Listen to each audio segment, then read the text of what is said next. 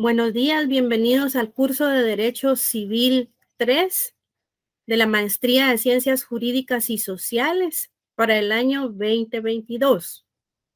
Mi nombre es Esther Salguero, abogada y notaria. Voy a ser su catedrática de este curso y pues vamos a esperar que se integren más compañeros para iniciar con la clase.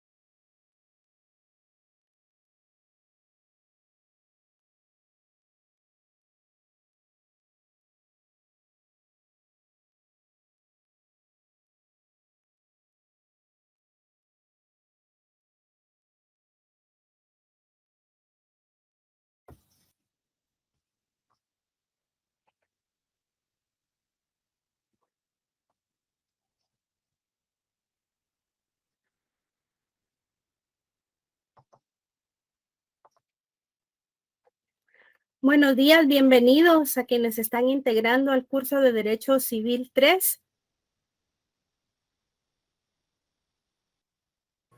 Buenos días, maestra, gusto saludarla. Licenciada, muy buen día, un gusto de saludarle nuevamente. Igual, gusto de volverlos a Buenos días, encontrar aquí en maestro. esta plataforma virtual. Buenos días, maestra. Buenos días, mucho gusto. Bueno, voy a iniciar con la clase del día de hoy porque tenemos mucho contenido y algunas cosas que explicar. Como les decía, mi nombre es Esther Salguero, ya tuve la oportunidad de darles el curso de Derecho Civil 1 y en esta oportunidad pues tendré el gusto de impartirles el curso de Derecho Civil 3. Algunas aclaraciones que debo hacer. Solo previamente la universidad me solicita o nos solicitó que les presentemos estas imágenes relativas a el procedimiento de inscripción, en el cual pues ustedes hacen su inscripción efectivamente de manera virtual. Sin embargo, es necesario que ustedes no solo hagan el pago de un quetzal, me parece, de inscripción, sino que también llenen el formulario. Ahorita se los voy a poner a la vista.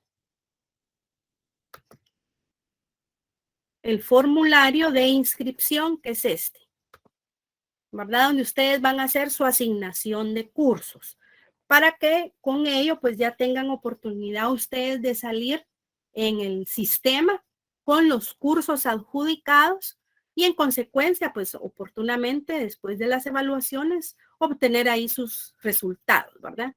Si hacen el pago de la inscripción pero no su asignación de cursos, pues muy posiblemente que no estén solo de oyentes, ¿verdad? Entonces les sugiero que antes del 8 de febrero hagan su procedimiento de inscripción y se aboquen para el efecto con el encargado de la universidad, pues con que ustedes tienen comunicación, ¿verdad? Que es el que los atiende. Luego de esto, pues ya voy a proceder a desarrollar el contenido de la clase del día de hoy. ¿Me pueden solo comentar si todavía siguen estando, porque veo que ya hay menos alumnos? ¿Cuántos son aproximadamente ahora? 80, estábamos en el curso anterior, licenciada. Sí, ¿verdad? Tal vez todavía no han despertado. Bueno, voy a comentarles algo que es de suma importancia para mí. El contenido de este curso es de Derecho Civil 3. Lo desarrollé el año pasado con los alumnos que ahorita están en el 5º semestre. El curso es relativo a la sucesión hereditaria, es decir, a todo lo que se refiere al proceso hereditario, con testamento o sin testamento. Entonces ustedes en este curso pues van a observar cómo es que se lleva a cabo un proceso sucesorio de conformidad con el Código Civil. También en esa oportunidad pues nos percatamos con los alumnos, lástima que ya muy tarde, que ustedes por la forma como está desarrollado el programa ya no reciben el curso de Derecho Civil 4. Entonces, pues yo solicité a la universidad si era posible, dado que el tiempo en este curso nos lo permite, porque es de 2 periodos, impartirles ese contenido. Y gracias a Dios, pues la universidad me aprobó que les desarrolle también ese tema. Entonces, sin embargo, aclarar, ¿verdad? Que ese contenido de extra, le llamo yo, no es objeto de evaluación para ustedes, ¿verdad? Únicamente será objeto de evaluación el tema de la sucesión hereditaria, es decir, lo que van a ver en los videos. Ahora bien, les voy a explicar, voy a suspender esta presentación para hacer la otra. Y es donde les voy a explicar lo que vamos a hacer durante el siguiente semestre.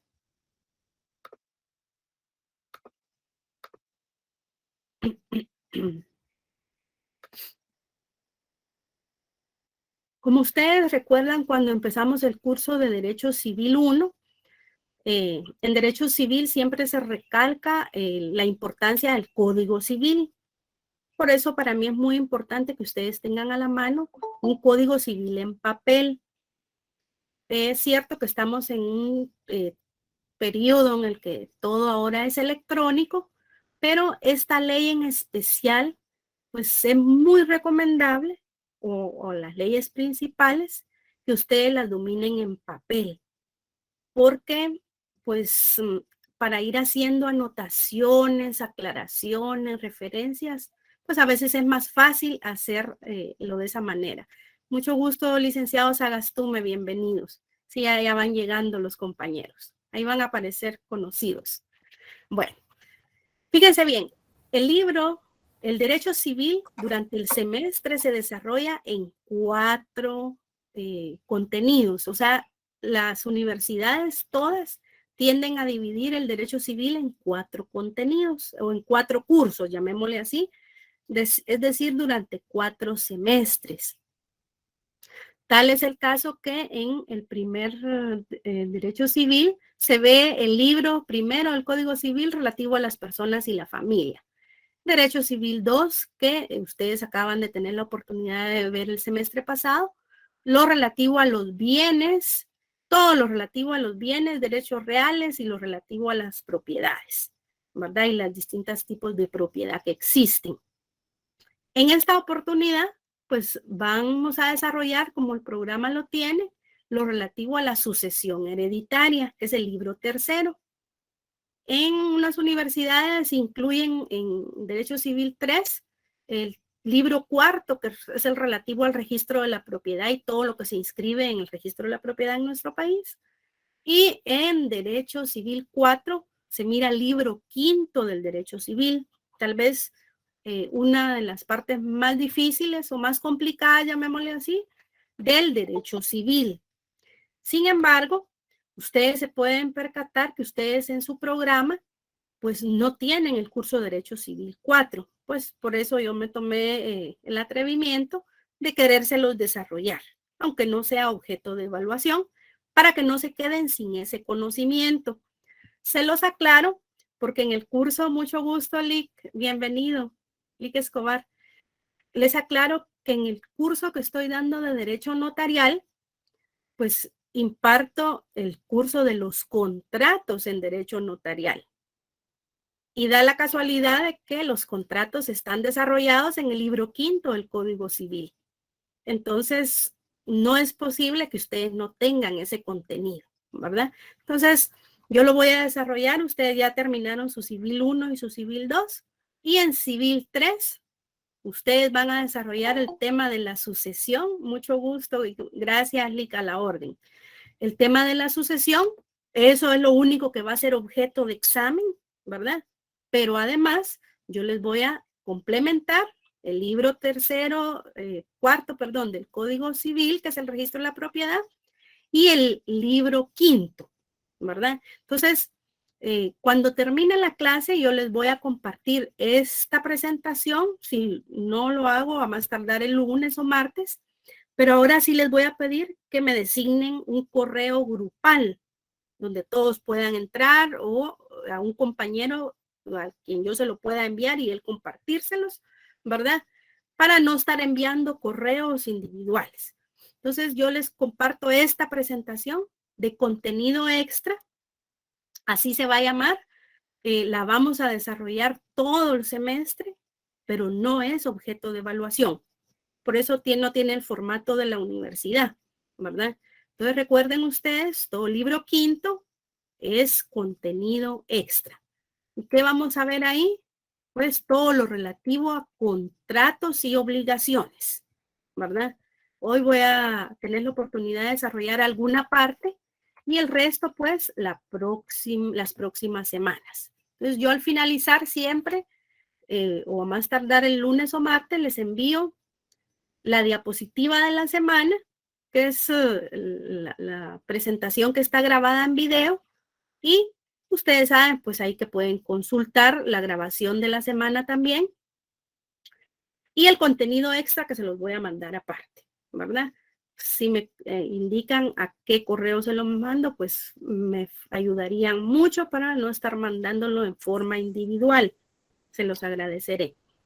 Licenciada, ¿también creamos un chat en Telegram?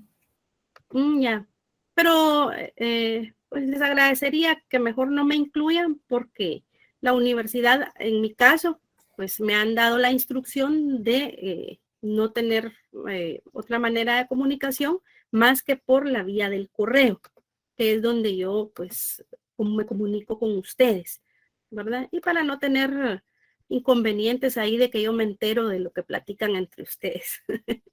Miren que soy estudiante también del doctorado, entonces tenemos chat de doctorandos, pero no con los catedráticos, ¿verdad? Entonces, sería de que alguien me indique a qué correo se lo envío y yo con mucho gusto les envío ahí la información que tenga, ¿verdad? O lo que les quiera ir compartiendo durante el semestre. Bueno, vamos a iniciar con el tema de la sucesión hereditaria. Vamos a siempre tratar de tener a la mano nuestro Código Civil, porque es donde está esto desarrollado, ¿verdad? Ustedes ya tuvieron la oportunidad de desarrollar libro primero y libro segundo del Código Civil, y nos tocaría desarrollar el libro tercero. Respecto a la sucesión hereditaria, mi objetivo o el objetivo de esta clase es que ustedes comprendan en qué consiste la sucesión y las formas que existe de hacerlo. A la orden, licenciada Arriaga. Veamos qué nos dice Omar Garnica en su definición de sucesión hereditaria. Si decimos sucesión, sabemos que es o el procedimiento con el cual alguien va a suceder a alguien más. Y hereditaria, ojo, porque tiene que acontecer el fallecimiento de alguien para suceder. Yo siempre les digo a los alumnos que cuando los padres le heredan a uno en vida, está mal dicho, porque los padres solo heredan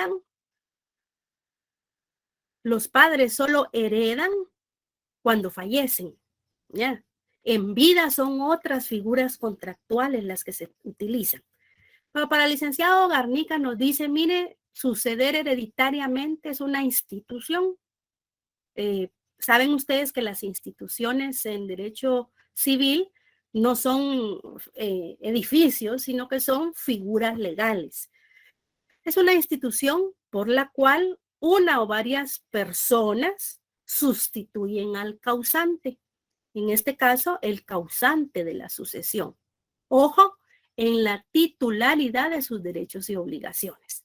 Entonces, fíjense bien. Ustedes en Derecho Civil 1 ya vieron qué es la persona, cómo se identifica, cuáles son sus atributos, cómo se desenvuelve en el ámbito familiar, cómo se vincula con otras personas, con la figura del matrimonio, El divorcio incluso también hace referencia ahí cuando se termina ese vínculo, todo relativo a la persona y la familia.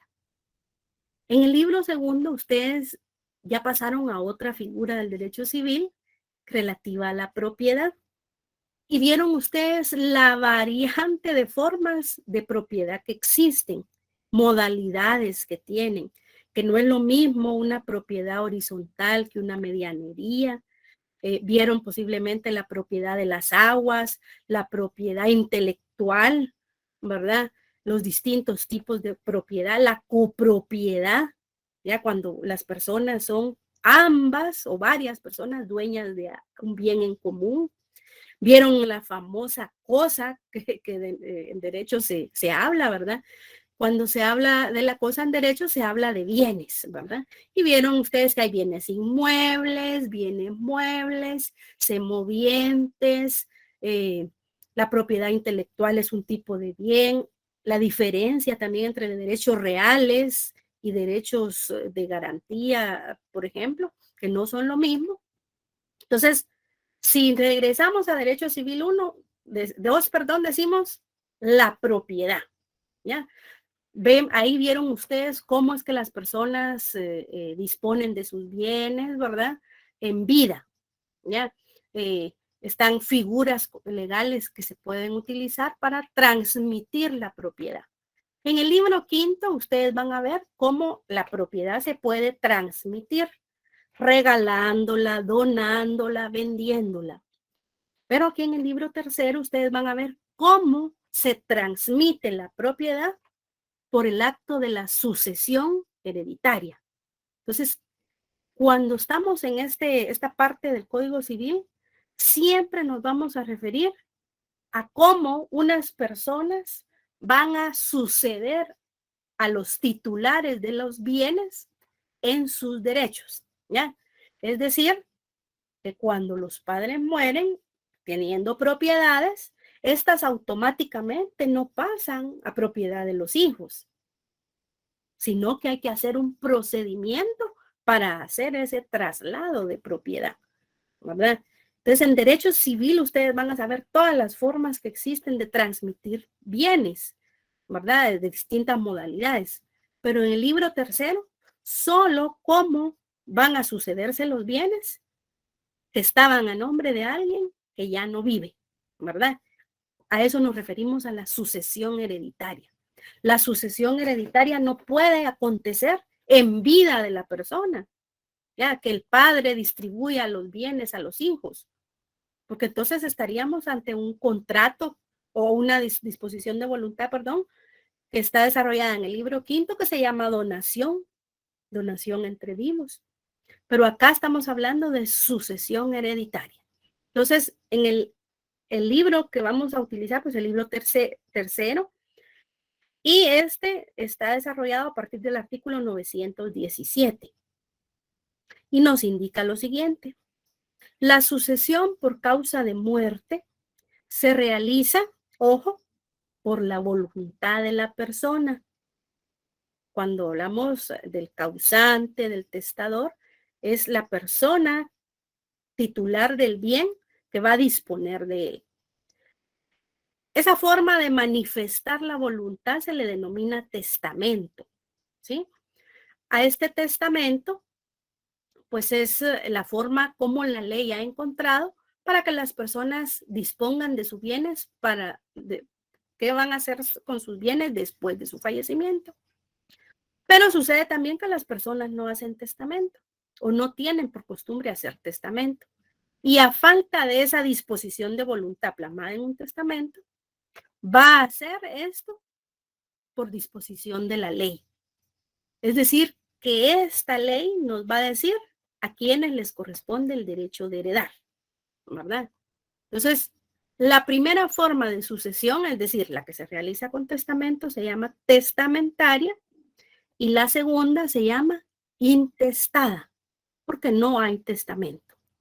Comprendiendo en uno y en otro caso, fíjense bien, todos los bienes, derechos y obligaciones, ojo, que no se extinguen con la muerte. Ustedes vieron una característica especial que tiene la propiedad, y es que es elástica, porque se puede estirar, agrandar, es perpetua, porque la propiedad no termina. Terminan los propietarios. ¿Por qué? Fallecen, pero la propiedad continúa. Pero como les digo, no es automático que se va a transferir esa propiedad a los hijos o a quien dice el testamento, sino hay que hacer un procedimiento. Y ese procedimiento es la sucesión hereditaria. Y ojo que les agrandé ahí donde decía todos los bienes, todos los derechos y todas las obligaciones. Porque efectivamente todo lo que sea propiedad del causante va a entrar en la sucesión hereditaria. Y saben ustedes que aquí menciona solo bienes. En ningún lugar nos está diciendo, mire, solo son inmuebles, solo son muebles, solo son acciones. Porque ustedes ya vieron en el curso anterior todas las formas de propiedad que existen. Ya, como con un título yo puedo acreditar que soy titular de una patente de invención y que la puedo vender. Que soy titular de un derecho de autor con la creación de un libro y lo puedo vender y comercializar incluso. O sea, ya vieron ustedes que la propiedad tiene distintas modalidades. No se enfrasca en un bien mueble o inmueble. Esas son algunas formas que tiene la propiedad, ¿verdad? Entonces, esos bienes, pero también los derechos que contienen. ¿Por qué? Porque puede ser que yo tenga por sucesión hereditaria un derecho a gozar de un bien, ¿verdad? Que no precisamente es la propiedad, sino un derecho real, consistente en un cobro que tengo que hacer, ¿verdad? En unas acciones que me van a transferir. Pero también en sucesión hereditaria se incluyen las obligaciones, es decir, todas aquellas obligaciones que quedan existentes y que no terminan con la muerte. Porque no es lo mismo que yo haga un préstamo, por ejemplo, donde yo pues di mi nombre en garantía o mi salario, ¿verdad? Y que si Dios no quiere, llego a faltar, pues el mismo contrato tiene un proceso de un seguro que ya se cobrarán ellos con el seguro, ¿verdad? Y yo no voy a heredar esa deuda, por ejemplo, a la familia. Podría ser, pero no sería igual si yo compro una casa, la compro, constituyo hipoteca y hasta terminar de pagar la hipoteca, pues la propiedad es plenamente mía. Mientras tanto va a tener un gravamen. Entonces, cuando nos referimos a obligaciones, nos referimos también a todos aquellos compromisos que no se acaban con la muerte. Ya, entonces ustedes ahora ya tienen un panorama más claro de qué incluye una sucesión hereditaria.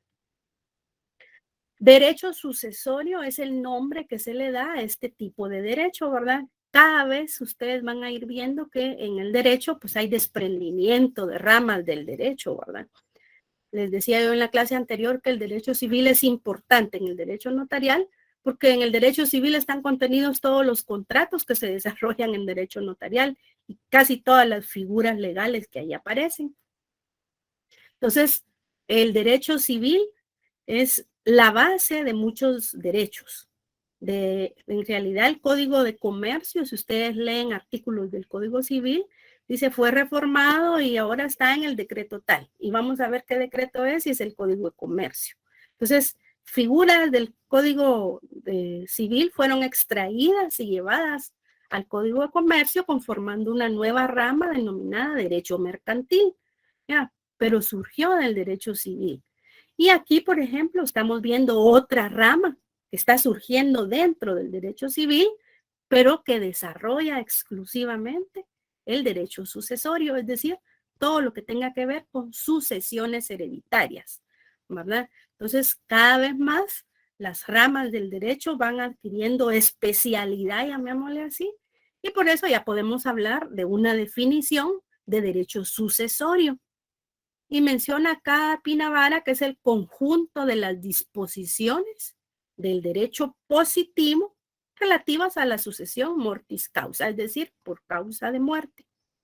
¿Ya? Tiene que ver entonces el derecho sucesorio con todo lo regulado en el Código Civil pero específicamente relativo al derecho de sucesión. Luego en el artículo 918, fíjense que nos aclara y nos dice, los derechos a la sucesión de una persona, ojo, se transmiten al momento de su muerte. ¿Qué quiere decir esto? Que la sucesión hereditaria no puede darse antes de que acontezca el fallecimiento de la persona. O sea, tiene que acontecer el fallecimiento para que opere lo que sigue, ¿verdad? Por eso un hijo no puede entablar un juicio o una demanda contra su padre para que lo herede en vida. ¿Ya? Porque el tema de la disposición de los bienes es facultad del propietario. Él decide a quién le deja sus bienes. Y no hay una ley que diga que los bienes le quedan a los hijos. Específicamente. Lo que sí existe es una ley que establece en este Código Civil que en ausencia de que la persona quisiera hacer un testamento en vida, ahí sí va a operar la sucesión hereditaria intestada. Y ahí sí la ley le dice, mire, los primeros en ser llamados a suceder al causante, al que falleció, son los hijos y la esposa, ¿verdad? Eso es distinto, ¿verdad? Pero, ¿qué debe acontecer para que opere la sucesión? La muerte del testador o del causante, mejor dicho, porque no siempre va a haber testamento, ¿verdad? Ahora bien, aquí nos da una primer clasificación dentro de las distintas que existen en el derecho sucesorio de cómo puede ser esa forma de transmitir los bienes, esa forma de sucesión.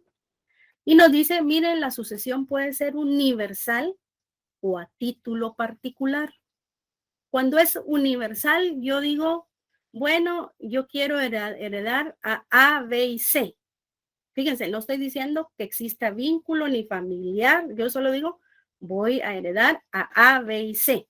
Entonces, A, B y C van a ser dueños de todos mis bienes. Cuando termine la sucesión en el registro de la propiedad, por ejemplo, si decía que estas fincas estaban a nombre de la persona del testador tal, los bienes se hace la anotación que por sucesión hereditaria ahora son copropiedad de A, B y C. Quiere decir que todos estos bienes y obligaciones también son transferidas a B y C. Ojo, después ellos tendrán que hacer partición en una fase posterior. ¿Ya? A eso le llamamos a título universal. Es decir, que yo no indico específicamente qué dejo a cada quien, ¿sí? Pero si yo voy a dejar algo en forma individual, yo tengo que mencionar específicamente qué es y para quién es, ¿verdad? A eso se refiere a título particular. Características de la sucesión. Su universalidad porque afecta la totalidad de los bienes que el causante hereda a título de herencia. Estado de indivisión. Cuando yo digo heredo todo, ¿ya? O doy herencia, ¿ya? Estoy diciendo, estoy dejando todo lo que tengo. Deudas, compromisos y derechos, ¿sí? Los cuales en ese momento, cuando se transfieren, no están divididos. Por eso están en estado de indivisión. Y existe fuero de atracción, ¿verdad? Que es el principal efecto de carácter universal de los procesos sucesorios. La partición no es atributiva, sino declarativa de derechos. Entonces, la propiedad se transfiere, pero en forma grupal, ¿verdad? Posición de las partes, ojo, esto es importantísimo. Tal vez es lo más importante de los procesos sucesorios, ¿sí? Que es que las partes deben estar de acuerdo. Fíjense. A esto la ley le denomina acá que no debe de haber litis o pleito. ¿Por qué? Si estamos en una sucesión hereditaria y surge conflicto entre los herederos, ya no lo podemos hacer en la vía de la sucesión hereditaria. ¿Por qué? Porque nos vamos a demandar mutuamente y eso ya es materia del Código Procesal Civil y Mercantil. Eso se va a resolver ya en un juicio, ¿ya? ¿Qué quiere decir? Si yo hago una sucesión hereditaria con o sin testamento, quienes van a recibir en calidad de herederos no deben de tener conflictos, ¿ya? ¿Por qué? Porque se caracteriza la sucesión hereditaria por ausencia de litis. Porque si hay litis, quiere decir que eso se tiene que desarrollar en un juicio, ¿sí? Y la sucesión tiene etapas muy bien definidas que en su momento vamos a ver.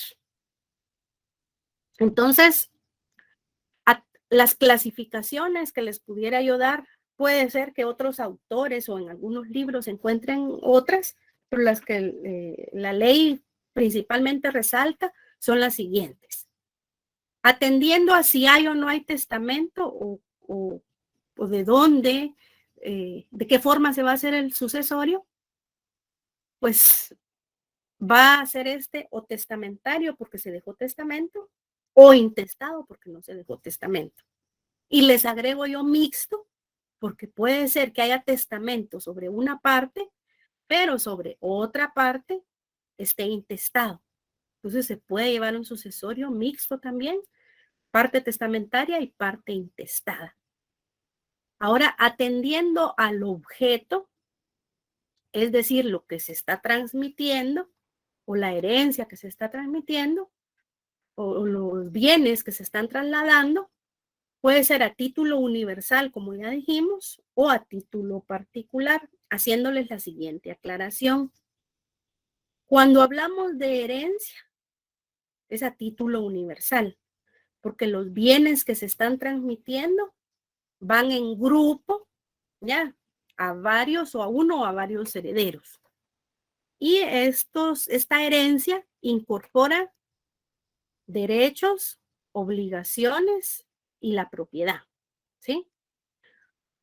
Fíjense bien, una herencia incluye derechos, obligaciones y la propiedad. Es lo que se transmite en una herencia. Pero si yo voy a dejar un legado, es decir, a título particular voy a decir, esa casa le va a quedar a fulanito de tal, ¿sí? Yo lo que estoy haciendo es dejar un legado a esa persona. Y los legados se caracterizan porque no incluye obligaciones, solo derechos, ¿sí? Entonces puede ser que en un testamento se indique que todos los bienes o declaro como herederos universales a B y C, pero la casa que está ubicada en tal la dejo a D. Eso es un legado. Entonces, ¿qué quiere decir? Esa casa que yo le estoy dejando a D, él no tiene que pagar ninguna responsabilidad o ninguna obligación, solo va a adquirir derechos. La obligación por ese legado la tienen que cumplir los herederos, ¿ya? Quiere decir que los gastos de tal y tal cosa van a ir por cuenta de los herederos, ¿ya? Ahora bien, más adelante vamos a ver que si yo vengo y todo lo dejo en legado, es decir, que señale a cada uno, pues las obligaciones se reparten entre todos los legatarios, porque así se les llama.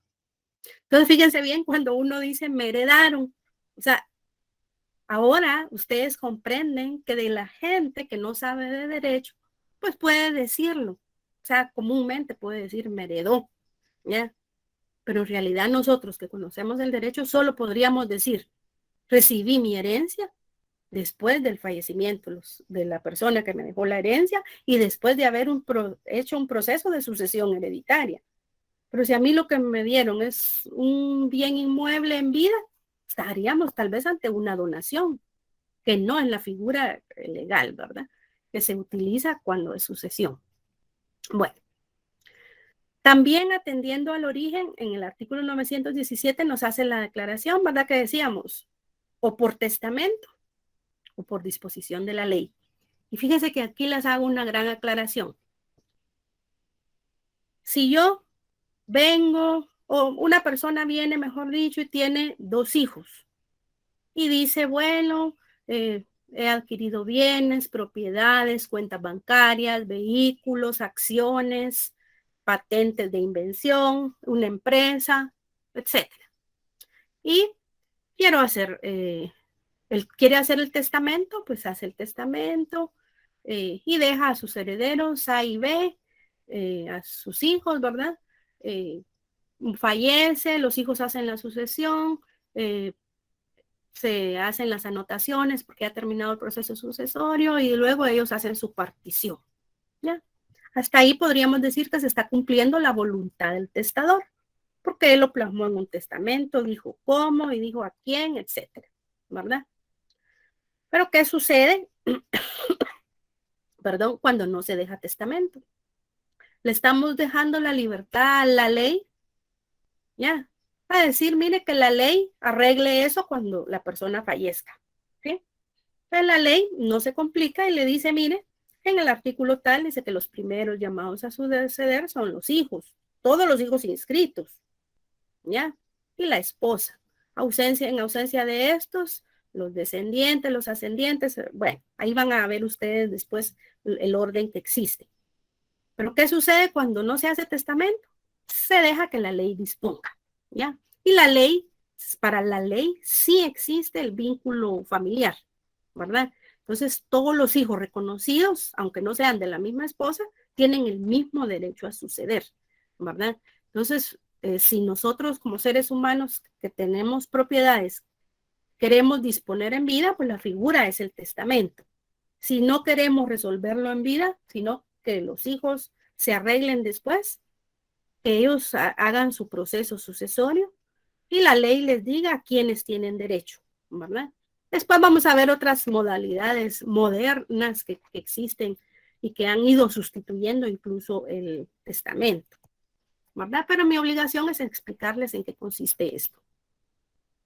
Formas de sucesión, ya lo vimos, y términos a considerar. Esto sí les agradeceré mucho que los lean, ¿verdad? Porque son los términos a utilizar cuando nos referimos al causante, es la persona que genera el derecho sucesorio, ¿verdad? La sucesión hereditaria, y que tiene que acontecer su fallecimiento para que opere. Testador le denominamos cuando ha dejado testamento. Testamento, ya en su momento veremos la definición del testamento. Herencia y legado, pues más o menos les hice la aclaración ahorita de qué incluye la herencia y qué es el legado. Heredero y legatario, pues es la persona que recibe o herencia o el legado, ¿verdad? Y el albacea, que es una clase específica que vamos a tener, que es la persona que administra los bienes del sucesorio, ¿verdad? Clases de herederos, fíjense bien, hay heredero instituido, que la misma persona establecida en el testamento es la que ha dicho él es el heredero. Pero también hay heredero sustituto. Por muchas formas puede haber un heredero en virtud que la persona llamada a heredar no puede o falleció antes, ¿verdad? Pues otro puede ser llamado a suceder. Puede ser que se disponga en el testamento, y si no se dispone en el testamento, ¿quién es el sustituto? Pues ahí entra otra vez la sucesión, el orden de la sucesión intestada, ¿verdad? Porque si yo en el testamento no digo, bueno, se lo dejo a fulanito, pero si él llegara a fallecer a sutanito, ya, si esos dos llegaran a fallecer antes de que suceda la muerte del causante, y este no ha dispuesto de sus bienes, pues entonces tendrá que ser por sucesión hereditaria, ¿verdad? Un último caso que puede llegar a darse. Yo hice un testamento, lo autoricé como notaria, pero cuando fallece la persona nos percatamos de que omitimos algo que es tan esencial como que la escritura donde se hizo el testamento lleve hora de inicio, y no se puso.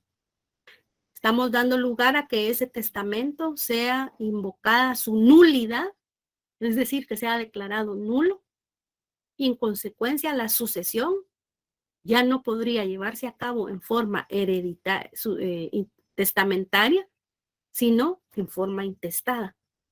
¿Por qué? Porque ya no hay un documento válido que me diga así quería el testador que se hiciera, ¿verdad? Y entonces me tengo que ir a hacerlo de manera intestada. ¿Sí, licenciado Argueta? Muy buenos días, licenciada. Disculpe, no me como muy claro eso que acaba de decir usted de la hora que hay que consignar. Sí. Cuando veamos cómo se redacta el testamento, van a ver ustedes que uno de los requisitos fundamentales en la escritura de testamento es que se consigne la hora en que se está haciendo el testamento. Si eso no va, pues el testamento puede ser invocado por alguien que le interese su nulidad. Y si su nulidad es ganada en un juicio, el testamento ya no es válido. ¿Ya? ¿A qué se debe que la mayoría de abogados, si yo hice un testamento en vida, por decirle algo, y me recuerdo que el abogado no puso nada, simplemente puso la fecha en cuando yo di voluntariamente? Sí, entonces usted no hizo testamento. Usted hizo una donación. Vean, las escrituras públicas, yo cabal estoy dando ese curso antes de ustedes, les explico a los alumnos la diferencia entre una escritura pública y un acta notarial. Las escrituras públicas van en protocolo, llevan número, pero no llevan hora ni de inicio ni de finalización. Las escrituras públicas, las actas notariales que van en papel bond, sí llevan hora de inicio y hora de cierre, ¿ya? Las escrituras públicas, la única que lleva ahora es el testamento, porque así lo manda la ley. En su momento ustedes van a ver los requisitos del testamento. Pues van a ver que la escritura que se llama testamento tiene que llevar hora de inicio, ¿ya? Entonces, si es testamento, tiene que llevar hora de inicio, pero que por error el notario no haya consignado hora en la escritura de testamento, da lugar, por haber sido un requisito esencial, a que una persona al que le interese, ¿verdad?, demande la nulidad de esa escritura de testamento y la deje sin efecto. Entonces, ¿qué consecuencias va a traer dejar sin efecto el testamento? En ese testamento decía que el único heredero era el hijo mayor porque era el único que los cuidaba, etcétera, etcétera. Pero si se deja sin efecto ese testamento, todos los demás hijos van a tener el mismo derecho porque ya no va a ser por testamento, va a ser por disposición de la ley, es decir, de manera intestada. Sí, licenciado, tiene la palabra. Gracias, perdón. Licenciada, buen día.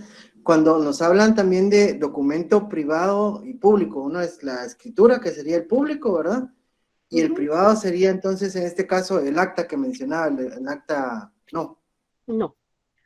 El documento privado es un documento que dos personas firman sin que nadie más comparezca. Ahí puede decir lo que sea. ¿Ya?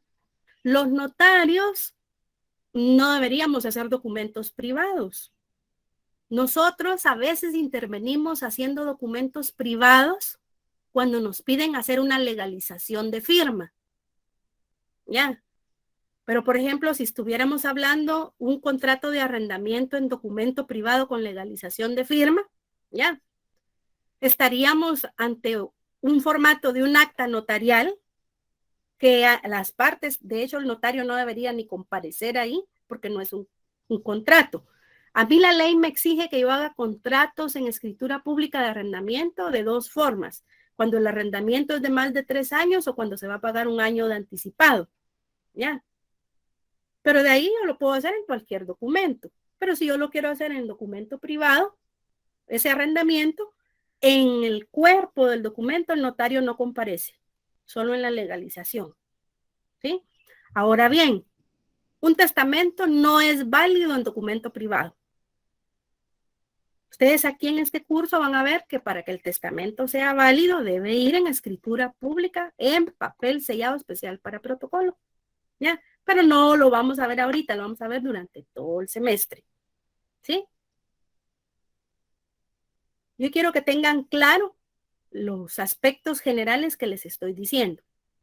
La sucesión hereditaria opera con testamento y se llama testamentaria, ¿ya? Pero puede darse el caso que el testamento llegue a quedar sin efecto, porque es impugnado, porque es declarado nulo ante un juez competente. Entonces, ¿qué sucede? ese testamento ya no es válido. Entonces, ¿qué va a causar? Que si el testador quería él hacer el testamento y dejar solo al hijo mayor, por haber omitido algo esencial, no se haga. Entonces, ¿qué consecuencia trae eso para el notario? La persona que fue afectada en sus intereses y que iba a ser el heredero universal por ese testamento y que por omisión de la hora, por culpa del notario, ¿sí?, demanda al notario los daños y perjuicios causados. Pero la vía de la sucesión, si el documento fue declarado nulo, testamentaria ya no se puede hacer. Entonces se hace intestada y ahí ya tienen que venir los 7 hijos hasta el que no quería el papá, por ejemplo. No sé si tienen claro ese aspecto. Y lo otro es que yo no puedo decir, yo heredé en vida, yo le voy a dar herencia a mis hijos. La gente común que no conoce de derecho podrá decir eso, pero nosotros sabemos que cuando hablamos de sucesión hereditaria es porque alguien heredó a alguien que falleció, ¿sí? No sé si me logro explicar, que yo no puedo decir mi herencia, si lo que yo tengo es un contrato de donación con usufructo vitalicio, por ejemplo. ¿Ya? Ahora, hay muchas formas de sustituir la sucesión hereditaria, ¿verdad? Yo tengo bienes y quiero disponer de ellos y yo quiero disponer en vida, entonces hago testamento. Ahora hay otra figura contractual que se utiliza mucho, que es mercantil, que es el fideicomiso. En su momento les voy a dar un contenido específico de cómo es el fideicomiso, ¿verdad? Aunque no es parte de este curso, pero se los voy a desarrollar. Y pues ustedes ahí van a darse cuenta de la diferencia que tiene un contrato de compraventa, donación, a una sucesión hereditaria, basada en testamento o basada en la ausencia de un testamento. Bueno, ahora, ¿qué otros aspectos vamos a considerar a partir del artículo 919 en adelante? Hay aspectos importantes que considerar. En el 919, fíjense que está el fundamento legal de la sucesión mixta, aunque no lo diga. Dice, la sucesión puede ser en parte testada y en parte testamentaria, que era lo que les decía, ¿verdad? También en el artículo existen las responsabilidades que incluyen al heredero y al legatario. ¿Qué derechos le incorporan, verdad? Y la ley, a partir del artículo 924, establece la capacidad para suceder, ¿ya? Entonces, a partir del artículo 924 está quiénes son capaces para suceder y quiénes son incapaces para suceder. Porque no es lo mismo que el testador diga yo heredo a la persona a que tenga esa persona impedimento para recibir la herencia. Eso lo vamos a ver en otras clases, que no entremos en ese detalle todavía, ¿verdad? Entonces hay incapacidad para heredar por indignidad en su momento, vamos a ver en qué consiste esa indignidad, y quienes no pueden suceder por testamento. Por ejemplo, yo notaria no puedo suceder por testamento a la persona que voy a ir a auxiliar autorizándole un testamento como notaria. La ley me lo impide, ¿verdad? Ustedes lo van a leer en esos artículos subsiguientes. Y aquí menciono otra cosa que es importantísima para que no nos confundamos. El proceso sucesorio, ya vimos, ¿verdad? Es el procedimiento que vamos a llevar a cabo para hacer la sucesión hereditaria. Puede ser que haya o no haya testamento o que lo hagamos en forma mixta. Mucho gusto, licenciada Calderón. Igual para mí. Ahora bien, fíjense bien. La sucesión hereditaria opera en el derecho en una fase que se llama jurisdicción voluntaria. Cuando nosotros hablamos de jurisdicción, rapidito nos imaginamos un juzgado, un juez, ¿ya? Efectivamente es así.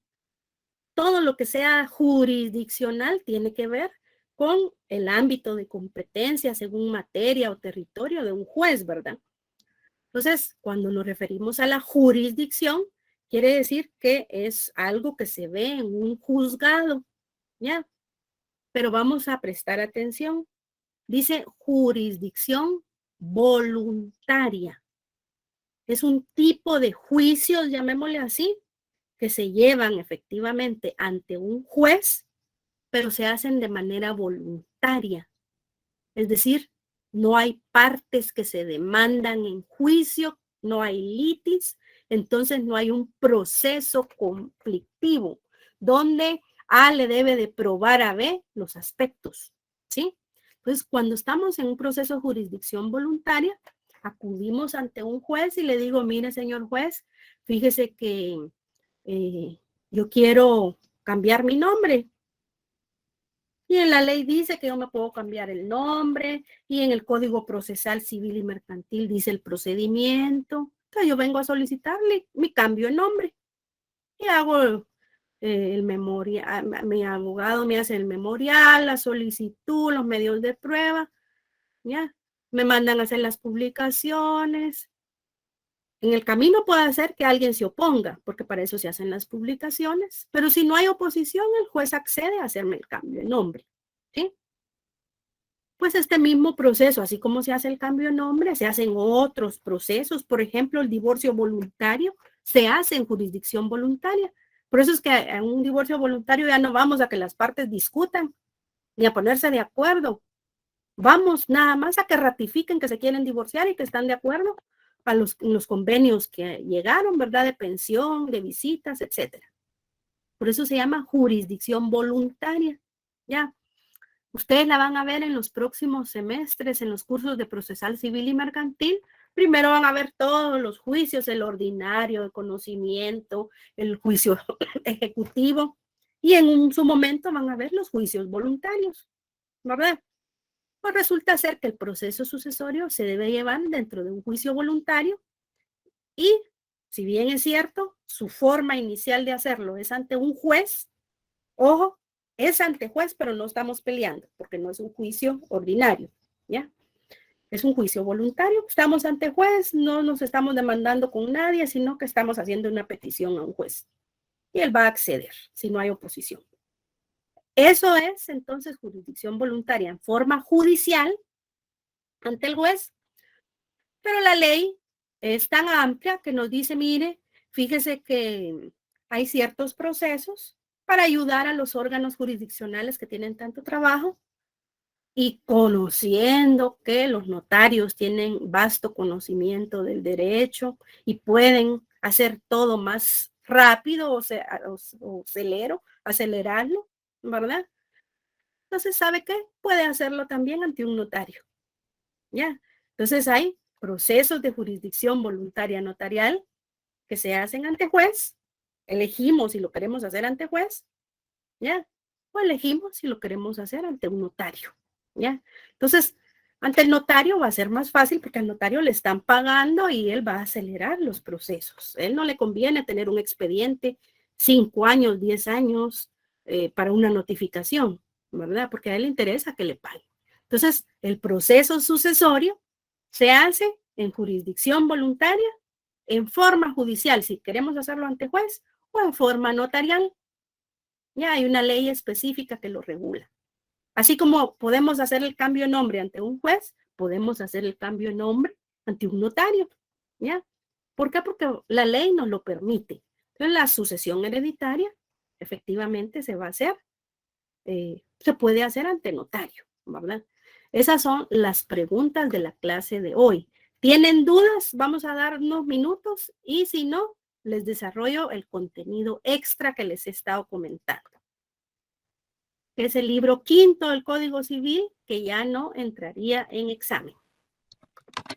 Maestra, hay un proceso sucesorio extrajudicial. Ese es el extrajudicial, el notarial. El notarial. Muchas gracias. Gracias. Entonces, fíjense que los procesos sucesorios se denominan, ¿verdad? Proceso sucesorio de jurisdicción voluntaria notarial, intestado o testamentario, o mixto podría ser, ¿verdad?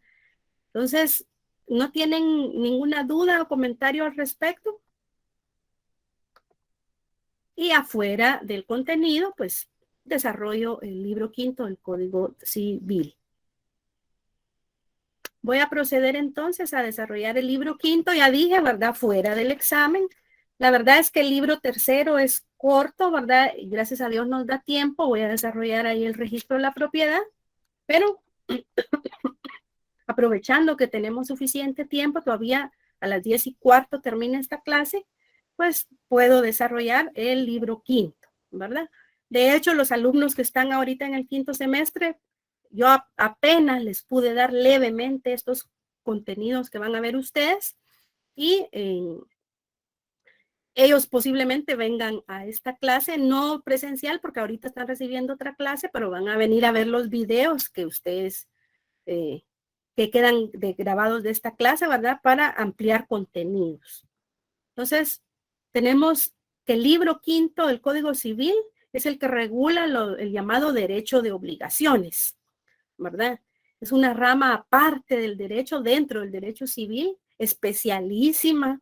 Muchas veces las personas que se quieren dedicar exclusivamente a contratos tienen que sacar maestrías específicas de este tipo de o contratos o derecho registral. Muchas veces son las maestrías que se sacan, ¿verdad?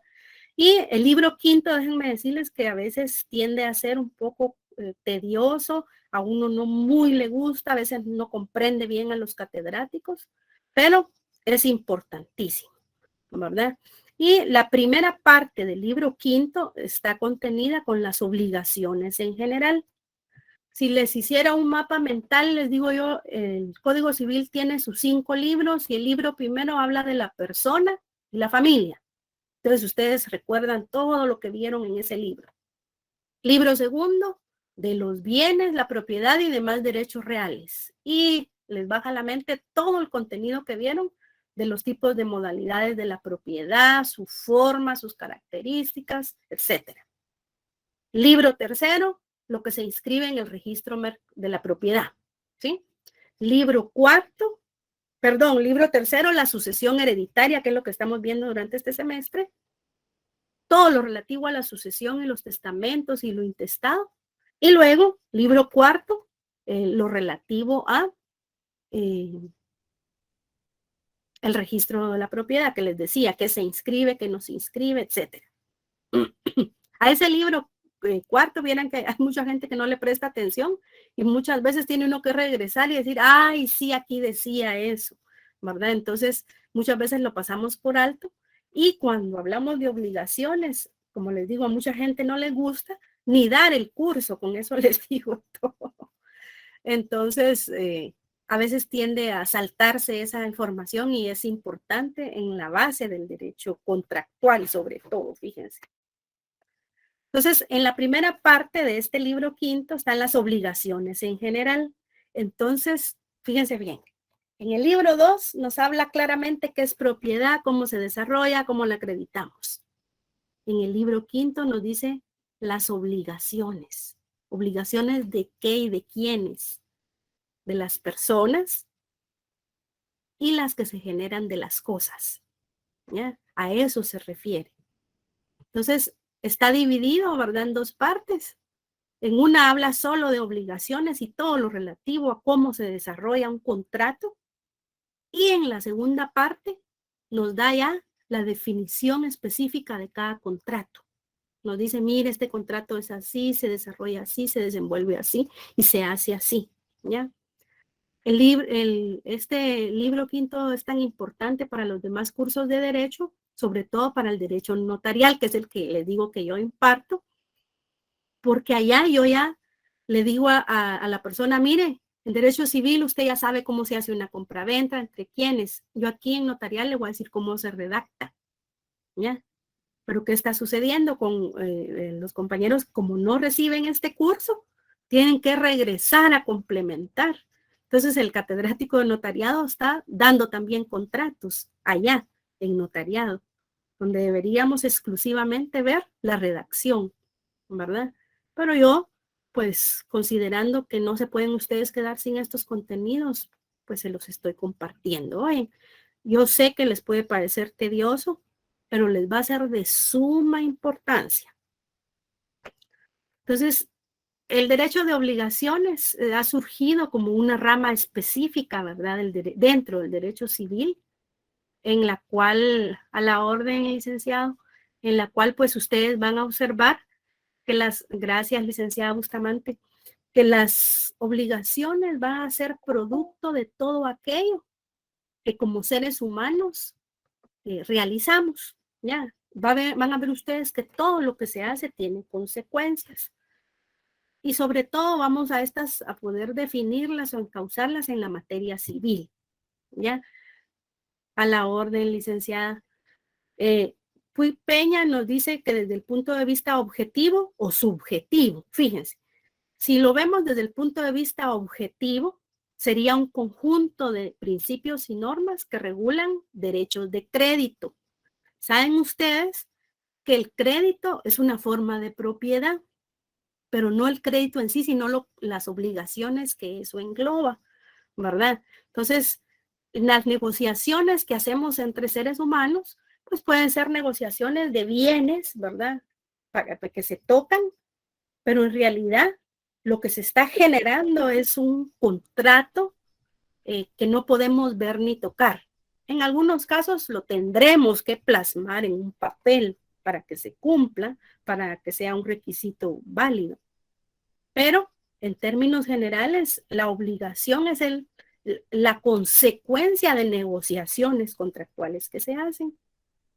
Desde el punto de vista subjetivo, las relaciones jurídicas que se dan entre individuos generan esas obligaciones. Pero esto pues es pura doctrina, ¿verdad? Yo no soy muy del criterio de ampliar uno en aquellas grandes doctrinas porque a veces no le sirven para aplicarlo a temas prácticos. Pero esos son los dos puntos de vista en que se desenvuelve el derecho de obligaciones. Ahora bien, aquí viene lo importante y a lo que quisiera que le presten mucha atención. El derecho de obligaciones desarrolla un tema muy importante que es el negocio jurídico. De hecho, el primer título de este libro es el negocio jurídico. Y fíjense bien, en el artículo 1251 nos da una definición de requisitos que debe tener un negocio jurídico. Pero antes les digo lo siguiente. En esta definición de negocio jurídico es todo trato o acuerdo entre dos o más personas, no comerciantes. Acá hace la aclaración este autor guatemalteco y dice que es apegado a derecho. Él aquí habla de obligaciones civiles. Estaríamos ante una definición de negocio jurídico derivado de obligación civil, porque también hay obligaciones mercantiles. Ustedes conocen mejor que yo el Código de Comercio y pues ahí saben ustedes que hay una parte relativa a obligaciones mercantiles. Es decir, qué cosas son obligatorias de cumplirse en esa materia. Pero yendo más allá, fíjense ustedes, déjenme decirles que negocio jurídico es todo pacto que dos o más personas hagan, donde se crea o se declara algo, ¿sí? Ahí estamos ante un negocio jurídico. Entonces, puede ser que yo el día de mañana me junte con el licenciado Escobar y le diga, mire licenciado, tengo un terrenito allá enfrente del lago de Atitlán, se lo vendo, fíjense. Y él me diga, me interesa mucho, platiquémoslo, negociemos, ¿verdad? Y pactamos. Fíjense que solo la conversación que estamos teniendo ya nos da indicios de un contrato de compraventa. Porque yo le estoy diciendo, mire, yo le voy a colocar un precio y tengo un bien que es propiedad. Y él me dice, a mí me interesa, ¿sí? Entonces, yo quiero dejarles a ustedes en su mente que un contrato no precisamente es el documento que vemos en papel, ¿sí? Un contrato es esa negociación que surge entre dos o más personas. La forma de redactarlo nos la va a ir diciendo cada contrato, la ley, pero ojo, si yo pacto con una persona que le voy a comprar algo, esa simple declaración de que lo iba a hacer ya puede ser considerado contrato. De hecho, en otras legislaciones, en otros países, la simple negociación a veces puede ser considerada contrato, ¿ya? Ahora les hago esta aclaración porque dentro del negocio jurídico hay muchas variantes, pero lo más importante que tenemos que considerar es que si bien es cierto lo que yo diga o haga va a tener consecuencias, si yo lo escribo va a tener muchas más consecuencias. Y ojo, con la actual virtualidad que existe y medios de comunicación, un mensaje de texto, ¿sí? Un chat, un correo electrónico, es considerado un contrato, ¿ya? Que para su formalización se requieren otros requisitos y para aprobarlo ante un juez, pues es más fácil hacerlo con una escritura, es cierto, ¿ya? Pero no quiere decir que no exista contrato. Entonces, la definición de contrato es, o el negocio jurídico, cuando dos o más personas se ponen de acuerdo en crear, extinguir o modificar algo, ¿sí? Ahí hay contrato, ¿ya? La forma de probarlo va a ser distinta. Ahorita vamos a desarrollar otros aspectos. Es en el artículo 1251 donde nos dice, mire, para que exista, para que sea válido, fíjense, un negocio jurídico, la ley les pide a las personas estas tres cosas, ¿sí? Que el que está declarando la voluntad para hacer el negocio tenga capacidad legal para hacerlo. Y ustedes se acuerdan que la capacidad de los menores, absoluta, relativa, ¿ya? El estado de interdicción, se les vienen todos esos términos, ¿verdad? Bueno, la persona que celebra contrato tiene que tener capacidad legal. El que declara su voluntad tiene que tener capacidad legal. Si no tuviera capacidad legal, hay forma de sustituirlo. ¿Por qué? Porque actúa quien lo representa. Pero en algunos casos, para que el que lo represente pueda actuar, necesita autorización judicial. Por ejemplo, no es lo mismo que yo compre una casa a favor de un menor y diga, comparezco en nombre del menor a favor de él, tal y tal.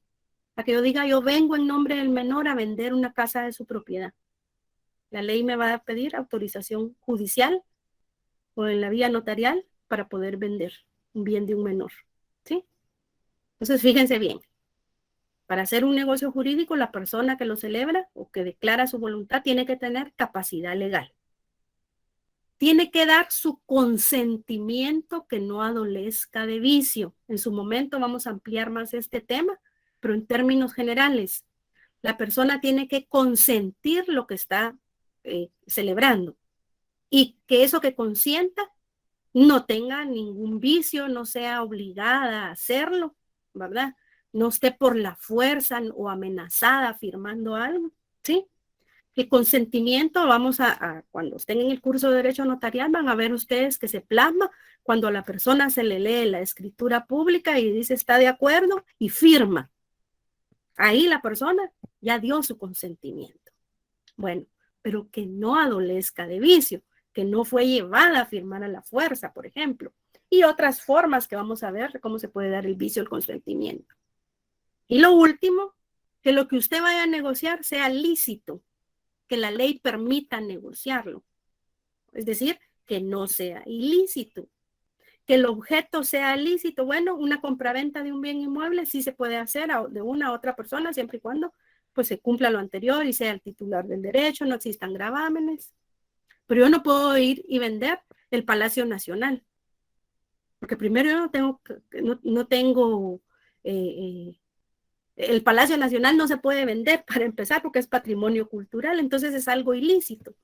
Yo no puedo celebrar un contrato y decir vamos a hacer una transacción, mire yo le entrego esta camioneta y usted me va a entregar tantos kilogramos de droga ilícita. No podemos hacer un contrato de eso. ¿Sí? Hay contrato, pero el objeto es ilícito, entonces por lo tanto, pues la ley no va a validar esa negociación, ese negocio jurídico. ¿verdad? Entonces, fíjense bien, en ninguno de los tres dice documento escrito, en ninguno de los tres. Y para que exista negocio jurídico basta esto, ¿sí? Bueno, distinto a lo que nos va a decir el artículo 1252. Este establece: la manifestación de voluntad puede ser expresa o tácita. Si yo celebro un contrato y le digo, mire, para decirme que no quiere el contrato, me tiene que mandar una carta que diga que no lo quiere, y yo lo omito. Ustedes saben que en derecho la acción y la omisión tienen mucha importancia. Entonces, no lo manifesté en forma expresa porque no lo firmé, no lo escribí. Pero si estaba plasmado que yo asumía, ¿verdad? En la ley hay muchas presunciones, tengamos mucho cuidado. Entonces dice, mire, en forma tácita usted aceptó esa negociación. Y les cuento un caso rapidito. Yo creo que ya se los había mencionado, pero se lo repito. Una persona se subió a un avión guatemalteco, iba en el avión, tenía propiedades aquí, propiedades en Miami. En el avión iba una persona de origen cubano, me parece, con propiedades allá que se dedicaba a las bienes raíces. En el camino el señor le fue contando, ya saben cómo platicamos los guatemaltecos, ¿verdad? Que iba a ir a vender su casita, que no sé qué. El otro le dijo, mire, yo vendo casas. Intercambiaron tarjetas, ¿verdad? El señor le dijo, mire, fíjese que yo me dedico a la venta, ¿dónde está la casa? ¿Cuánto quiere? Etcétera. Al tiempo, pues al señor le llegó un comprador, hizo la negociación. La verdad que en ese contrato no intervino el de bienes raíces que iba en el avión, ¿verdad? Solo le dijo, mire, a mí me mandó un fulanito. Ya me dijo que usted vendía esta casa, tal y tal, a mí me interesa, hagamos el contrato. Una vez que el contrato estuvo cerrado, pues el guatemalteco se regresó a Guatemala, ¿verdad? Y le llegó su notificación allá a Miami de que tenía que pagar una comisión por venta. Y él dijo, pero si yo con el otro solo hablé en el avión y le conté, fíjense, le conté que iba a vender la casa y él se ofreció y me mandó a una persona. El señor se vio obligado a pagar la comisión porque el otro fue el que le dio el contacto, aunque no haya hecho ninguna otra acción. Y para el gobierno eso ya es un contrato. Ustedes pactaron de que si él le conseguía al comprador y al vendedor, ustedes no llegaron a acuerdos, a montos, pero la ley hace muchas presunciones. Entonces, fíjense si con eso hablado, en un negocio internacional fue así. ¿Qué más? Cuando a nosotros, ahorita le doy la palabra a Lick, nos llaman y nos dicen por teléfono, mire, ¿está interesado en una tarjeta de crédito? Si usted dice la palabra sí, lo están grabando y ese sí grabado es suficiente para hacer un contrato en ese tipo de negociaciones bancarias. ¿Sí, Lick Ramos?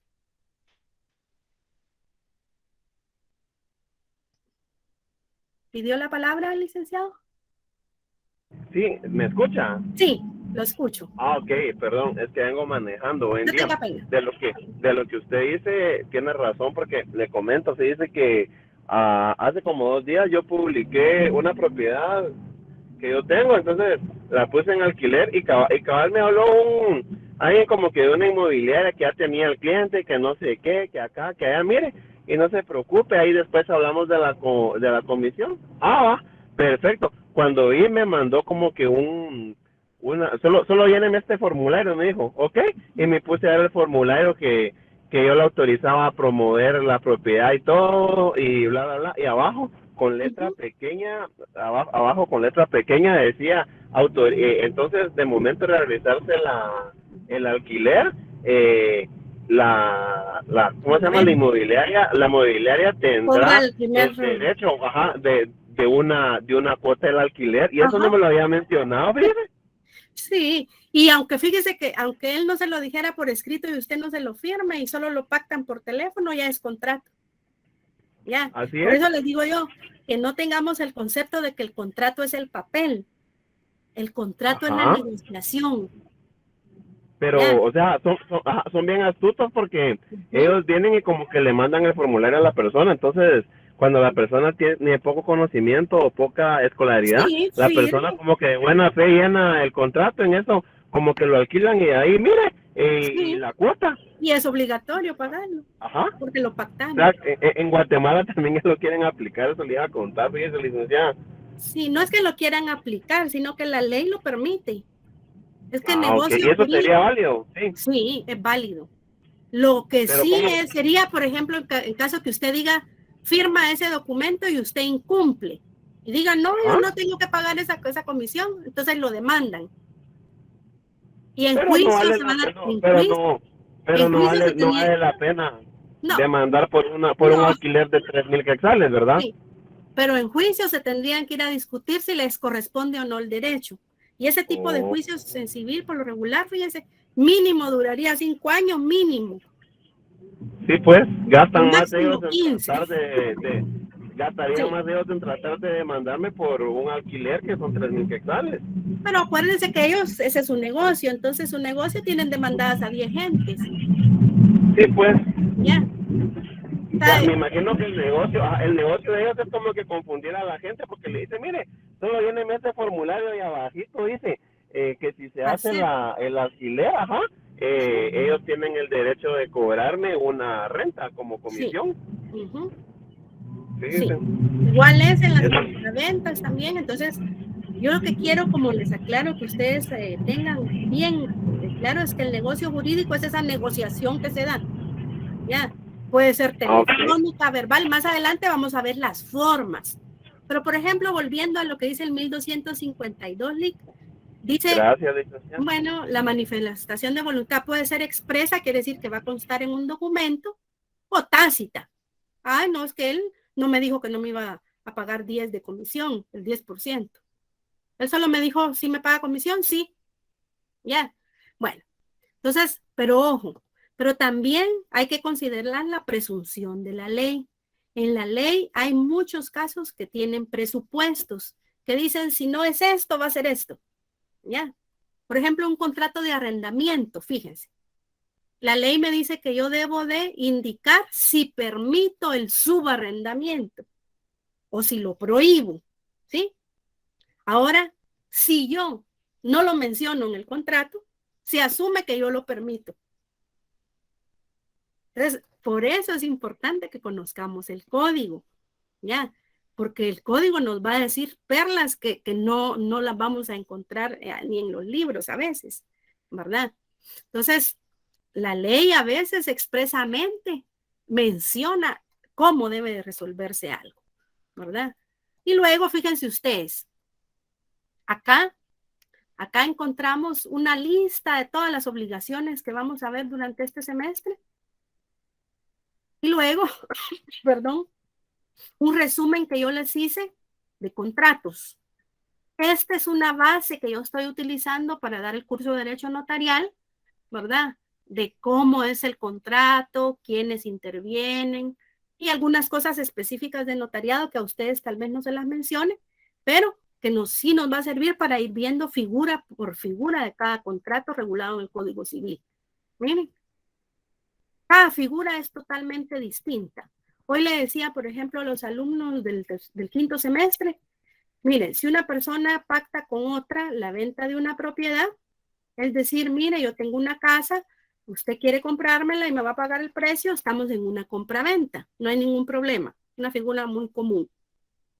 Pero si al contrario me dice, mire, fíjese que yo no tengo dinero para pagarle, pero tengo otra casa, ya el contrato que yo voy a firmar no se llama compraventa, se llama permuta. ¿Sí? Y si ahondamos y digo, mire, fíjese que yo le quiero dar a aquella persona una casa, pero yo se la quiero regalar, una donación. Ya no es compraventa, porque ya no media precio. ¿Ya? Entonces, ese es el secreto de los contratos, saber definir la figura contractual que nosotros queremos utilizar. Volviendo aquí a las obligaciones, a partir del artículo 1251 encontramos cómo debe de ser la declaración de voluntad. ¿Sí? Entonces dice, 1251, cómo debe ser el negocio jurídico, ya vimos, ¿verdad? Los 3 requisitos. Capacidad legal, consentimiento, que no adolezca de vicio y objeto lícito, ¿sí? 1252, la manifestación expresa o tácita, o las presunciones que dice la ley, ¿sí? Y ahí les pongo el ejemplo, ¿verdad? De una tarjeta de crédito que nos ofrecen por teléfono, ¿ya? Ustedes lean bien el Código de Comercio, van a ver muchas presunciones que ahí están. Por eso en las negociaciones bancarias, ya solo porque diga uno sí por teléfono, ya le aprueban algo. Y de ahí uno dice, pero yo no he firmado, no era necesario firmar. ¿Ya? Ojo, 1253. El silencio no se considera manifestación tácita, sino en los casos en que existe para la parte a quien afecta la obligación de explicarse. Ya, cada figura contractual nos va a decir, miren, en este caso es necesario que diga que sí o que diga que no. 1254. Toda persona es legalmente capaz de hacer declaración de voluntad en un negocio jurídico. Toda persona, salvo los incapaces, que ya ustedes saben quiénes se engloban en esa lista. Salvo aquellas quienes la ley declare específicamente incapaces. Ustedes ya saben que la incapacidad es una resolución judicial donde a una persona se le declara incapaz. No es lo mismo decir, es que a él se le olvidan las cosas, es que fíjese que él ya tiene demencia senil y firma cualquier cosa. A decir, fíjese que él, como nos ha metido en tantos problemas, ya hicimos la solicitud a un juez y el juez lo declaró incapaz en estado de interdicción, entonces todo lo que firme no será válido. Pero la mayoría de las personas aquí no hacemos eso, ¿verdad? Y se los digo porque hay algunas personas que han tenido problemas mentales o por algún accidente y andan ofreciendo negocios a diestra y siniestra y después los hijos tienen que responder por las obligaciones. Y luego cuando se conoce, ¿verdad?, que la persona ha tenido una incapacidad relativa y a pesar de eso se hizo, pues ¿cómo procede? Fíjense que del 1251 al 1256 dice más o menos en términos generales qué es el negocio jurídico, cómo se lleva a cabo. Y a partir del 1257 nos establece los vicios que les decía de la declaración de voluntad. Y nos dice aquí este artículo. Es anulable, quiere decir que nace a la vida jurídica y alguien tiene que solicitar que se declare sin efecto. ¿Ya? Aparte es cuando algo es nulo de pleno derecho. ¿Ya han escuchado ustedes ese término que es nulo de pleno derecho? Cuando algo es nulo deberíamos ir ante un juez y decirle, mire juez, esto es nulo de pleno derecho, déjelo sin efecto. ¿Ya? Pero cuando algo es anulable, hay que ir ante un juez y probarle, porque el derecho no se prueba, pero estas circunstancias sí. ¿Por qué hay que declararlo anulado? Entonces, fíjense bien, cuando el negocio jurídico se dio con declaración de voluntad que emane de error, ¿sí? Más adelante dice que es el error, etcétera. ¿Ya? De dolo, de simulación o de violencia, ¿sí? Cuando se dan esos 4 términos, error, dolo, simulación o violencia, yo voy ante un juez y le digo, mire, señor juez, declárelo nulo, anúlelo, ¿ya? Porque se incurrió en esto, esto y esto. Como les digo, más adelante vamos a ver en qué consiste eso. El error es causa de nulidad cuando recae en sustancia de la cosa distinta para la que sirve de objeto o afecta la causa principal, pero también puede ser error de persona, ¿sí? Error de cuenta. Entonces puede darse el error en muchas situaciones, ¿verdad? Puede ser que yo celebré contrato con esa persona pensando que era el propietario, por ejemplo, ¿verdad? Entonces el error puede operar en persona, en cuenta, en el objeto para el que fue creada la cosa. El dolo es distinto porque dice, es toda sugestión o artificio para inducir al error, ¿ya? Quiere decir que se planificó todo para inducir a un error. Hay omisión dolosa en el 1263 y dice, y esto será ineficaz, y sobre todo si fue prestado con intimidación o violencia, que eso está en el 1265. Debe ser la naturaleza que cause impresión profunda en el ánimo de la persona y le causa un temor razonable. Imagínense.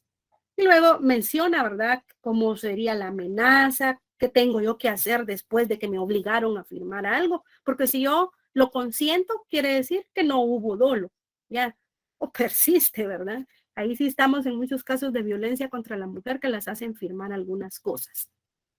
Entonces, si ustedes ven solo de un término pequeñito aquí, pueden surgir muchas cosas. Lastimosamente, pues no nos da tiempo a desarrollarlo todo, pero por lo menos algo les queda de este contenido. Entonces, los vicios de declaración de voluntad pueden existir, pero se acude a solicitar la nulidad de ese negocio que se está haciendo, ¿verdad? Luego, fíjense que existen los negocios jurídicos condicionales. A esto se refiere a las condiciones para hacer un negocio, ¿verdad? Es decir, aquellas estipulaciones que se pueden y no se pueden hacer, ¿verdad? Ustedes van a leer ahí cuáles sí se pueden hacer, cuáles no se pueden hacer. De hecho, cuando veamos el libro tercero de la sucesión hereditaria, van a ver ustedes que para dar una herencia a veces se puede colocar alguna condición, como por ejemplo no casarse, ¿verdad? Pero van a ver en qué casos se puede, hasta dónde se puede, hasta cuándo es permitido. Entonces, ustedes lean ahí esos artículos y si tienen duda, pues me consultan. Entonces, habla de cómo puede un negocio ser condicional, en qué casos no se puede colocar condición. Y en lo último, que tal vez eso sí quiero que lo resalten, es la condición resolutoria expresa, ¿ya? Que es cuando en un contrato nosotros plasmamos la forma de cómo se va a resolver algo, por ejemplo, y decimos, mire, no vamos a ir a tribunales, no que vamos a ir a un arbitraje, ¿ya? Entonces, tenemos que ver todo ese tipo de condiciones que se colocan. Luego, lo relativo al plazo, pues creeríamos que es algo normal, que bueno, si el contrato le pongo plazo, pues ya está ahí consignado, pero no. Aquí a partir del 1279 está regulado cómo se vencen los plazos, si es de plazo vencido, ¿verdad? Los derechos que se pierden cuando hay una deuda, ¿verdad? El derecho de utilizar el plazo para hacer el cobro, ¿verdad? Y a veces no conocemos esas figuras. Y por último, la figura de la simulación. ¿Ha dado la palabra, Lick? Que la simulación es una figura que en derecho se invoca últimamente mucho, porque por ejemplo, se celebra un contrato, pero la forma que tiene es otro, ¿verdad? Entonces ahí hay que acudir a un juez donde lo que se hizo fue tal vez deformar la forma que tenía lícita ese contrato para obtener otras ganancias, beneficios. El caso más común que les puedo decir de simulación son dos, en los vicios de declaración de voluntad, porque es un vicio, que es el testaferrato. Una persona simula ser el propietario de algo, de hecho aparece en documentos como propietario, pero en realidad lo que él está haciendo es prestando su nombre para que otro haga las negociaciones y él solo firma, ¿verdad? Hay muchos casos de representación que ustedes han oído mucho, y el caso de más regulado o que más han visto los órganos jurisdiccionales en simulación es los contratos 029, que en realidad son contratos laborales. Entonces en las sentencias dice que hay simulación, ¿verdad? Esas declaraciones. Hoy sí le doy la palabra en orden al licenciado, quien levantó primero la mano. Hola, licenciada, un gusto. Solo una consulta en el caso de un contrato de compraventa de una propiedad, cuando el abogado entrega la escritura pública, esta pues es una copia que tiene sello de original y es autenticada, debido a que el abogado guarda un archivo o catastro. Sí, de hecho cuando uno dice mi escritura, no es mi escritura, porque la escritura está en el protocolo, la original. Todo lo que las personas tienen son copias a las que les denominamos testimonios. Ah, de acuerdo. Y referido a lo mismo, cuando el abogado fallece, estos documentos se van a una institución donde... Al Archivo General de Protocolos. Ah, excelente. Esa era mi duda. Gracias, licenciada. Bueno. ¿Silic también? ¿Sí? ¿Ya puedo hablarle? Sí, sí. Ah, sí, con una consulta. Usted tocó ahorita un tema muy usado que es la testaferría, ¿verdad? El testaferro. Sí. ¿Eso es delito? Es delito. Es el delito testaferrar. ¿Cómo? Sí, sí es delito. O sea, es delito. Sí, está regulado en la ley. Ah, bueno, si lo compraban, sí, pues, si no se compraba, ¿no? Es un órgano Pues sí. jurisdiccional, digamos, en los casos que hemos visto de corrupción, por ejemplo. Hay ya personas sentenciadas incluso por eso, ¿verdad? Pero a lo que voy es que eso es una simulación. Ok, usted Ajá, también entonces, tocó. desde el punto de vista del derecho civil lo vemos, ¿verdad? Como una simulación. O sea, la persona Ok. es la dueña, aparece en papeles como dueña, pero en realidad no es el dueño. Como cuando Así es. vemos al montón de representantes legales que no son ni accionistas, solo son empleados de la empresa. Exacto, y tocó otro tema, la simulación. Usted habló de la administración pública y dijo que el contrato 029 es una simulación laboral. Sí. O sea, Ajá. eso sí es correcto, porque lo que sucede Sí. con el 029, yo que me dedico a la administración pública, el 029 a usted le permite contratar ya sea servicios técnicos o profesionales, Sí. pero en la descripción del contrato, o sea, por ejemplo, yo soy el ministro, entonces yo a usted la contrato como mi asesora jurídica Ujú. específica. Ahí Ujú. podemos estipular que usted solo va a llegar conmigo 3 veces por semana, 3 horas. Sí. Eso es totalmente legal Sí. porque lo estamos Es que declarando en el contrato. ese sí es un contrato de servicios profesionales. Pero si Así yo es. le digo, tiene que entrar a las 8, marcar tarjeta, le llamo la atención, tiene escritorio y además le asigné tarjeta de responsabilidad.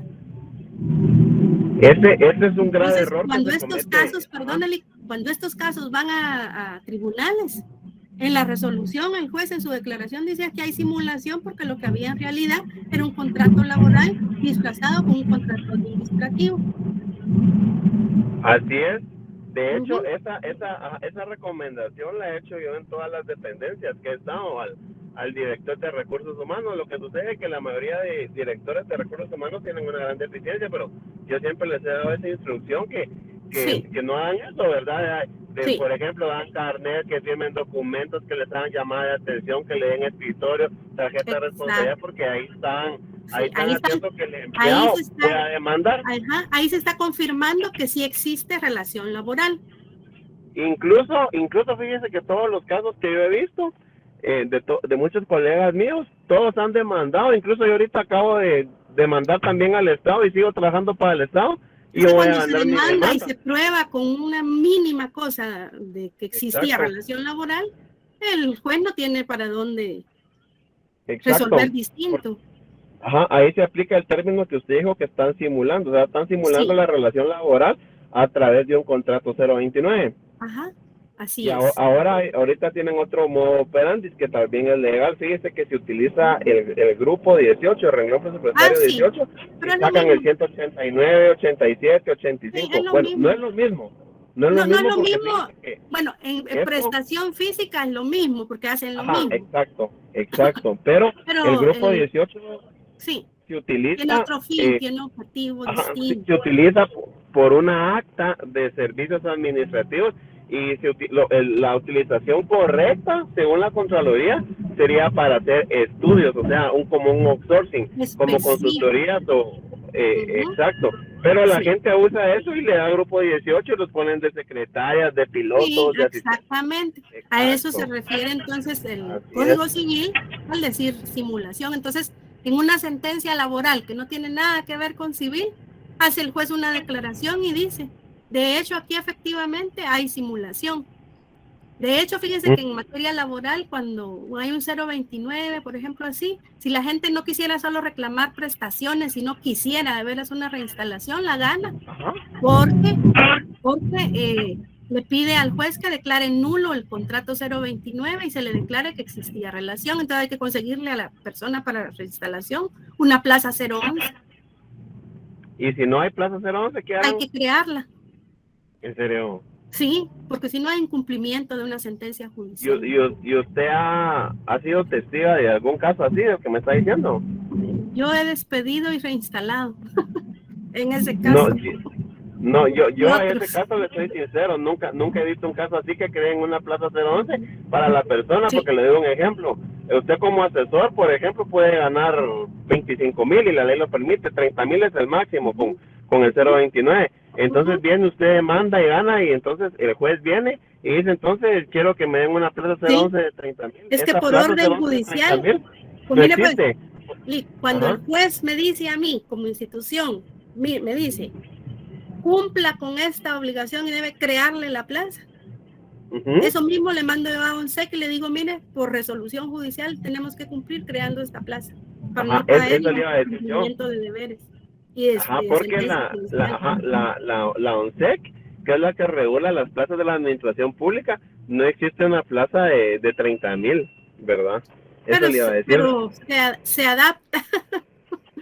Licenciado Pero David, que le- pidió la palabra antes de dejarlos porque yo creo que Gracias. ustedes tienen una Ok, clase gracias, hoy. Nick. Gracias, maestra, muy amable. Sé que se pasamos del tiempo, pero la mía no es consultoría, licenciada. Solo es una duda que me quedó con lo que usted Sí. mencionaba, que la declaración, en el caso de las tarjetas de crédito, en el ejemplo que usted mencionaba, ¿es legal esto o dónde estará regulado que sí es permitido o no es permitido las grabaciones? Sí. Muchas gracias. Están los contratos telefónicos, más adelante tal vez los vamos a tocar. Los contratos telefónicos, los contratos por adhesión, ya están regulados en la ley. En el Código de Comercio también aparecen algún tipo de estos contratos. Pero más adelante lo vamos a ver, Lic. Muchas gracias, licenciada. Sí, licenciado Santos. Sí, licenciada, buenos días. Solo en el chat le dejé mi correo, tal vez para que me pueda mandar la información y yo la comparto con los compañeros por medio del chat que tenemos. Ah, vaya, está bien, yo con mucho gusto, a más tardar el día lunes o martes les hago llegar la presentación de la semana y esta que vamos a utilizar todo el semestre. Muy bien, muchas gracias. Bueno, para servirles, los dejo, voy a dejar de grabar, mucho gusto, nos seguimos viendo y estoy a las órdenes. Gracias, maestra. Gracias, maestra. Gracias, feliz fin de semana. Gracias, muy buen día. Gracias, maestra. Buen día. Gracias, maestra. Gracias, igualmente.